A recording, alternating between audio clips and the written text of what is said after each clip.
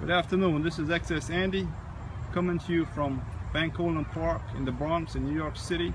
I'm here today with a good friend of mine, Julian Moore, who's from Guyana, and I believe he has some coaching experience. Julian, if you can, please tell the people out there in social media world, especially in Guyana, where you're from exactly in Guyana. All right, Andy. First of all, let me say thanks for having me. You're welcome. It's truly a pleasure to be here. Thank you. I'm from Berbice. There's a tongue of New Amsterdam here, and that's about 6 or 4 miles from the capital city of Georgetown. Awesome, awesome. I know I was speaking to your dad earlier, and he told me about the coaching that you do in Guyana. Can you shed some light on the experience that you have in coaching? All right. I'm currently a West Indies Cricket Board, England Cricket Board Level 3 coach. Obviously I've been through Level 2, Level 1s. I'm also a West Indies Cricket Board tutor.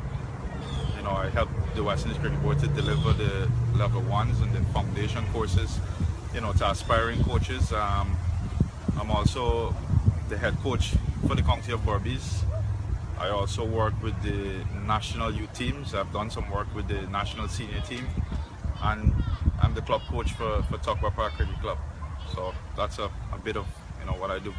All right, and Julian, what is your vision for cricket in New York City and the United States? Since I've been here, I've been seeing big things, for cricket. I think the passion is real, the passion is alive. There's a lot of cricket played, here on the weekends. I've actually been to a lot of games since I'm here, but I think, if the relevant, authorities, can really put some developmental structure into it, I think it's going to grow and get a lot bigger. I think the United States has the potential to, to be as good as some of the other countries in the world, and I think, with what I'm seeing here, I think it's a good ingredient for it to get better, and it's just about putting those structures in place, and I'm sure they will. All right. I know with everything that you do in life, there has to be a hurdle. So in your coaching career, what can you say is your biggest hurdle up to this point? In Guyana, we have a lot of rain. There's a lot of rain there during the year. Financially, we're not, the best. We don't have a lot of indoor facilities and stuff. So I think that poses a challenge during the rainy seasons. Guys, really don't get the opportunity to, do as much work as other places. So I think, that has been a challenge for me, to keep my guys going, keep them active during those rainy seasons, and, most importantly, still do the technical job that, they need. All right, awesome, Julian. Now, I was speaking to your dad earlier. He's a very charismatic, good person to know. Who can you say is your biggest inspiration? Well, it's funny you mentioned him. It's actually my dad. Awesome. He's been with cricket since before I was born, actually. He's inspired me in many ways. I've seen the selfless work that he has done. He actually has his own club in New Amsterdam.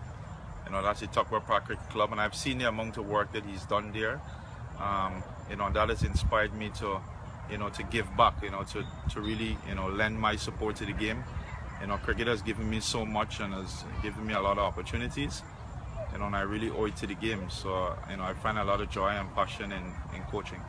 And Julian, what can you say are your future goals for players in Guyana?